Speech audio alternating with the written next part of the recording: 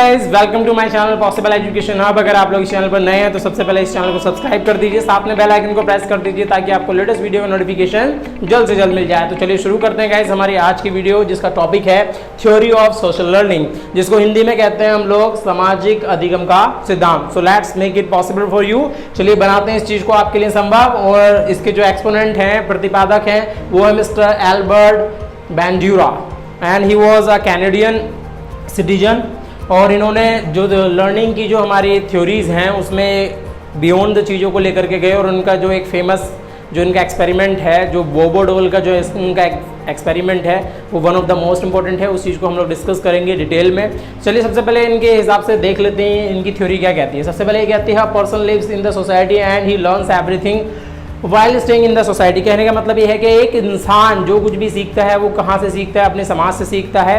और जो कुछ भी हम किसी के अंदर देखते हैं, उसका जो व्यवहार होता है, जो उसकी लर्निंग होती है, जो उसका अधिगम होता है, उसका सबसे जो मेन सोर्स है वो उसका समाज है, जिस समाज में वो रहता है। आप जैसे जिस समाज में रहते होंगे वहाँ से आप लोग वैसे ही कहीं ना कहीं बन जाते हैं और वैसी चीज़ों को सीखते हैं। चलिए बात कर लेते हैं। अकॉर्डिंग टू हिम, इनके हिसाब से there are two types of behaviour in the society. So guys according to Bandura ये कहते हैं कि there are two types of behaviour. दो प्रकार के बिहेवियर होते हैं हमारे समाज में। एक हमारा पॉजिटिव बिहेवियर होता है और दूसरा हमारा उसका अपोजिट नेगेटिव बिहेवियर होता है। Positive behaviour which is acceptable by society, जो कि समाज के द्वारा स्वीकार कर लिया जाता है। और दूसरा हमारा नेगेटिव बिहेवियर, क्या वो किसी का भी हो, XYZ अनएक्सेप्टेबल होता है, उसको समाज कभी भी स्वीकार नहीं करता है। This is the theory of we are studying about according to Albert Bandura. Next ये कहते हैं everyone learns positive behaviour by simulation because positive behaviour is acceptable in the society. कहने का मतलब ये है कि जो हमारा लर्नर है वो जो ये सकारात्मक व्यवहार है वो क्या करके सीखता है, अनुकरण करके सीखता है। सिमुलेशन का मतलब यहाँ अनुकरण से चल रहा है, मतलब आप चीज़ों को बिल्कुल वैसा ही हूबहू करने की कोशिश करते हैं, जो उसी व्यवहार को, उसी पॉजिटिव व्यवहार को सीखने की कोशिश करते हैं जो लोगों के द्वारा एक्सेप्टेबल होता है, लोगों के द्वारा स्वीकार कर लिया जाता है अकॉर्डिंग टू बैंड्यूरा। ओके, तो अब मैं आप लोगों को समझा देता हूँ इनका one of the most famous जो फेमस है, जिसमें लर्निंग की जो प्रिंसिपल्स है उसमें एक नया आयाम ला करके रख दिया। और मैं आपको आज काफ़ी चीज़ें रियलिटी के साथ भी आप लोगों को समझाऊंगा कि आज की रियलिटी में चीज़ें कैसे चलती हैं। तो इनका फेमस है एक एक्सपेरिमेंट जिसको कहते हैं बोबो डॉल। बोबो डॉल का एक एक्सपेरिमेंट है इनका। बोबो डॉल कैसी दिखती है उसके बारे में मैं आपको आगे बना करके दिखाऊंगा। पहले इसका डिस्क्रिप्शन समझ लेते हैं कि इसमें होता क्या है। सो ही स्टार्टेड हिज बोबो डॉल एक्सपेरिमेंट विद 72 पीपल। 72 लोगों का एक ग्रुप समूह था। उनको क्या करा, 3 ग्रुप्स में डिवाइड करा। Number 1 aggressive group, number 2 non aggressive group और नंबर 3 कंट्रोल ग्रुप। अब यहाँ पे जरा समझ लेते हैं एग्रेसिव ग्रुप से क्या मतलब है। जो लोग हिंसात्मक लोग थे, इनसे कहा गया, ये थे ऐसे नहीं, इनको हिंसा करने के लिए कहा गया। दूसरे ग्रुप में कैसे लोग थे, अहिंसात्मक ग्रुप, जो ये अहिंसा, ये गांधी जी के सिद्धांतों पर आधारित है। और तीसरा ग्रुप है हमारा कंट्रोल ग्रुप। ये कुछ भी नहीं करेगा, कुछ भी नहीं करेगा, ये ग्रुप कुछ नहीं करेगा, मतलब ये चुपचाप कंट्रोल में रहेगा, लिमिट में रहेगा, अपनी मर्यादा को नहीं भूलेगा, ना ही ये हिंसा करेगा ना ही ये अहिंसा करेगा। सो इस तरीके से उन्होंने 72 पीपल में से 24 के 3 ग्रुप्स को डिवाइड कर दिया और उनको फिर फर्दर सब ग्रुप्स में डिवाइड करा। और इसमें हिंसात्मक वाले ग्रुप में 12 मेल थे और 12 फीमेल थे, जिसमें बच्चे भी थे, जिसमें 6 बच्चे थे। मतलब 6 बच्चों से मतलब 6 मेल बॉयज़ थे, 6 मेल बॉयज़, 6 बॉयज़ थे और 6 हमारी क्या थी, गर्ल्स थी इसमें। ओके गाइज, सिमिलरली हर किसी ग्रुप में इसी तरीके से चीज़ों को डिवाइड कर दिया गया है। आई होप कि आप लोगों को यहाँ तक की चीज़ें क्लियर हो गई हैं। आगे हम लोग बढ़ते हैं बोबो डॉल के स्ट्रक्चर के ऊपर। सो गाइज ये है आपके सामने बोबो डॉल और it was the experiment by Albert Bandura, Canadian citizen and one of the most important psychologist of education. According to him, उनके हिसाब से उन्होंने जो ग्रुप्स बनाए थे गाइस, सबसे पहले ग्रुप की बात कर लेते हैं। सबसे पहला ग्रुप जो था हमारा एग्रेसिव ग्रुप, जो कि हिंसात्मक ग्रुप था।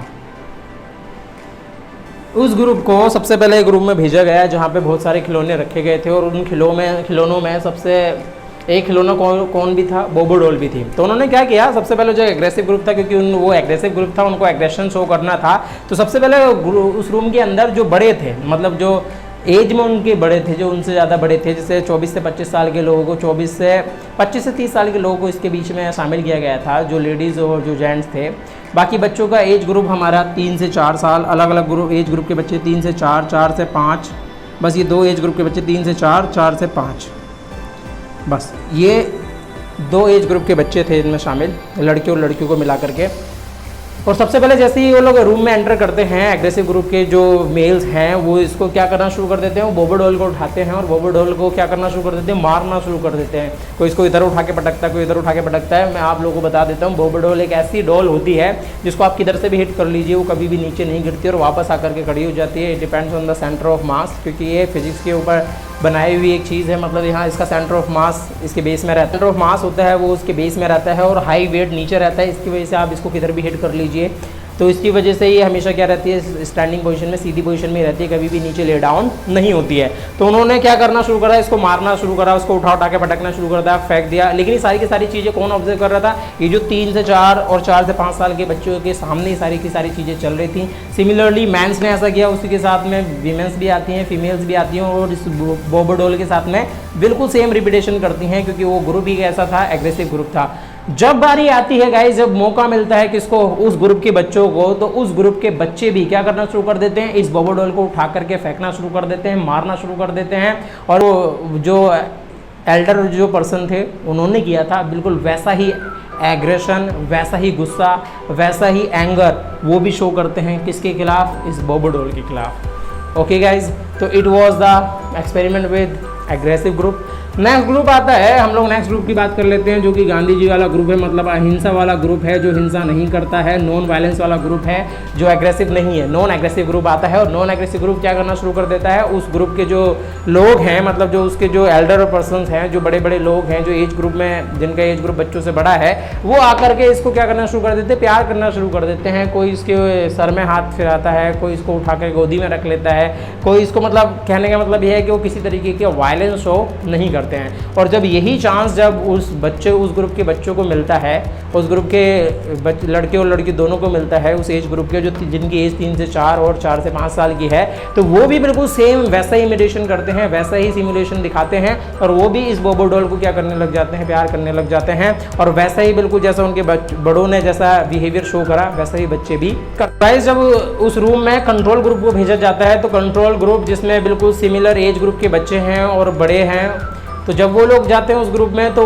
क्योंकि उस रूम के अंदर और भी खिलौने रखे हैं, लेकिन जो उस ग्रुप के जो लोग हैं वो किसी भी खिलौने को हाथ नहीं लगाते हैं, सिर्फ चीज़ों को देखते हैं दूर से और देखने के बाद में उस रूम से घूम करके निकल आते हैं, जैसे कि उन्हें कोई भी इंटरेस्टिंग चीज़ नहीं लगी हो। और फाइनली क्या होता है, जब बच्चों को मौका मिलता है उस रूम के अंदर जाने का, तो बच्चे क्योंकि उनको ऑब्जर्व कर चुके होते हैं, तो बच्चों को भी ऐसे लगता है कि इस रूम में कोई काम की चीज़ नहीं है और वो भी उसी चीज़ को क्या करते हैं, फॉलो करते हैं। मतलब वो किसी भी चीज़ को बिना हाथ लगाए, बिना किसी चीज़ को अफेक्ट किए उस रूम से बाहर निकल आते हैं।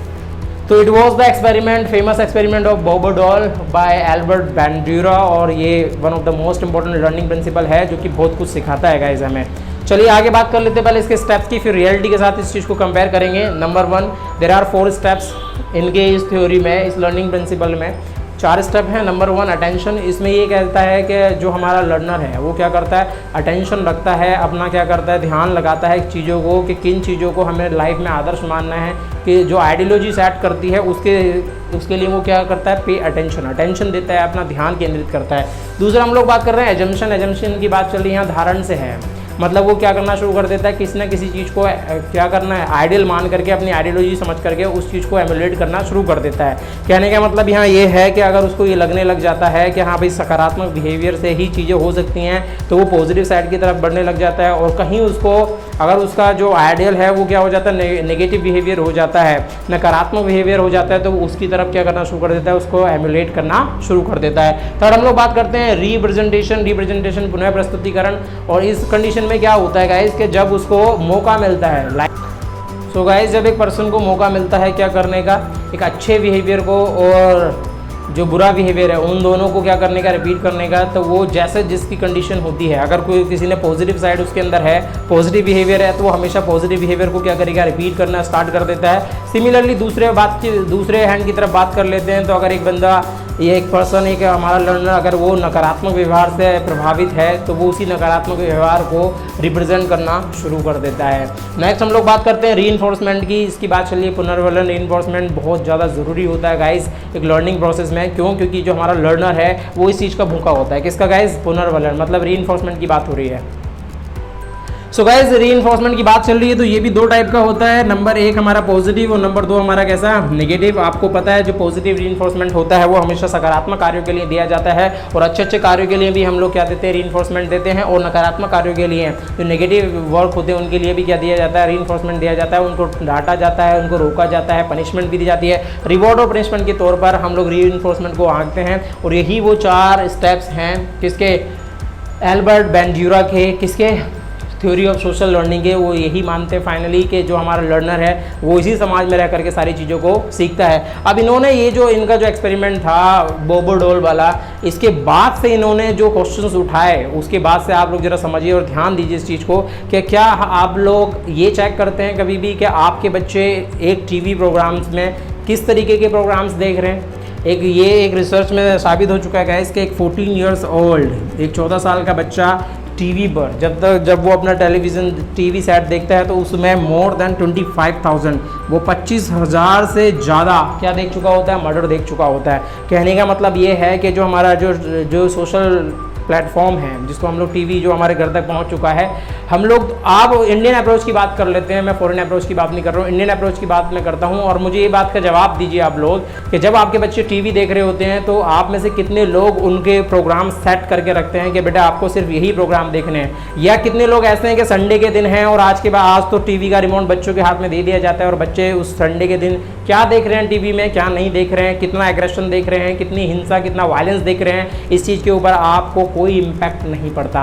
लेकिन गाइस ध्यान दीजिएगा, अगर आपने अभी तक अपने बच्चों के ऊपर ध्यान नहीं दिया है तो इस चीज़ को ध्यान दीजिए और समझिए इस चीज़ को कि बच्चे जैसी चीज़ों को देखते हैं वो वैसे ही बनते चले जाते हैं। ये बोबो डोल वाला एक्सपेरिमेंट आप लोगों को बहुत अच्छे समझ में आ गया। बच्चे उन्हीं चीज़ों का अनुकरण करते हैं जैसा वो अपने बड़ों को करते हुए देखते हैं। और बच्चा क्या सीखता है, अपने बड़ों से बहुत कुछ सीखता है गाइस। तो हमेशा याद रखिए, जैसे आप लोगों ने अच्छी फैमिलीज की बात कर लेते हैं तो अच्छी फैमिली क्या करते हैं, जैसे कभी भी उनके हस्बैंड वाइफ के बीच में कभी भी लड़ाई झगड़े हो रहे होते हैं तो क्या करते हैं, वो बच्चों को बाहर भेज देते हैं। क्यों बाहर भेज देते हैं गाइस? क्योंकि वो उस चीज़ का इम्पैक्ट अपने बच्चे के ऊपर नहीं डालने देना चाहते हैं। उन्हें बच्चों को ये भी नहीं पता होना चाहिए कि उनके पेरेंट्स के बीच में कोई नाराज़गी चल रही है। कहने का मतलब यहाँ ये है कि बच्चे उसी चीज़ का इमिटेशन करेंगे बाद में। अगर वो देखते हैं क्या डोमेस्टिक वायलेंस, आप लोग देख लीजिए, जो जिनके घरों में डोमेस्टिक वायलेंस होता है उनके बच्चे मेंटली मतलब इतने ज़्यादा डिस्टर्ब होते हैं, हर किसी चीज़ में पिछड़ते चले जाते हैं, क्योंकि वो कहीं ना कहीं मेंटल टॉर्चर होता है उन बच्चों के लिए। तो समझ रहे हैं गाइस आप लोग इस चीज़ की इंपॉर्टेंस। तो हमेशा याद रखिए कि अपने आसपास का जो हमारी जो सोसाइटी है उसको हमेशा अच्छे से बना के रखिए। और इसी तरीके से आप जो हमारा लर्नर है सबसे ज़्यादा अपने समाज से सीखता है। यही था हमारा किसका, थ्योरी ऑफ सोशल लर्निंग का प्रिंसिपल। और बस मैं लास्ट में इतनी चीज़ कहूँगा कि अगर आप अपने बच्चों का ख्याल रखना चाहते हैं तो बस जो कुछ भी बचपन से डिसाइड कर लीजिए, ये जो एज ग्रुप है 3 से 4 और 4 से 5 साल, अपने बच्चों को हमेशा पॉजिटिव चीज़ें सिखाइए, नेगेटिविटी से दूर बचा करके रखिए और बस उनकी लर्निंग को एनहेंस करते चले जाइए। आपकी कितनी भी कोई भी प्रॉब्लम्स हैं, पर्सनल मैटर्स हैं, बच्चे आप कैसे बात करते हो बच्चों के सामने, किस तरीके से दूसरों के साथ मिलते हो, ये सारी की सारी चीज़ें आपका बच्चा कहीं ना कहीं आपसे ही सीखता है। इसलिए हमेशा अपना बिहेवियर सही रखिए, अपने बच्चों के सामने अपने आप को ठीक से रिप्रेजेंट करिए, फिर देखिए गाइस क्या उनकी जो लर्निंग का पेस है वो कहाँ जाता है। सो इस वीडियो में फ़िलहाल इतना ही। उम्मीद है आप लोगों को जो हमारी थ्योरी ऑफ सोशल लर्निंग है वो आपको बहुत अच्छे से समझ में आ गई होगी। और इसी तरीके से हमेशा पॉजिटिव बने रहिए और पॉजिटिविटी फैलाइए चारों तरफ। और क्या कीजिएगा, पॉजिटिविटी के तहत इस चैनल को अगर अभी तक आप लोगों ने सब्सक्राइब नहीं किया तो सबसे पहले इस चैनल को सब्सक्राइब कर लीजिए, साथ में बेल आइकन को प्रेस कर दीजिएगा गाइस, और इस वीडियो को शेयर कीजिए हर जगह और वीडियो को लाइक करना बिल्कुल मत भूलिए। चलिए मिलते हैं आप लोगों से अगली किसी थ्योरी पे बात करेंगे, तब तक अपना और अपनों का ख्याल रखिए। जय हिंद, जय भारत।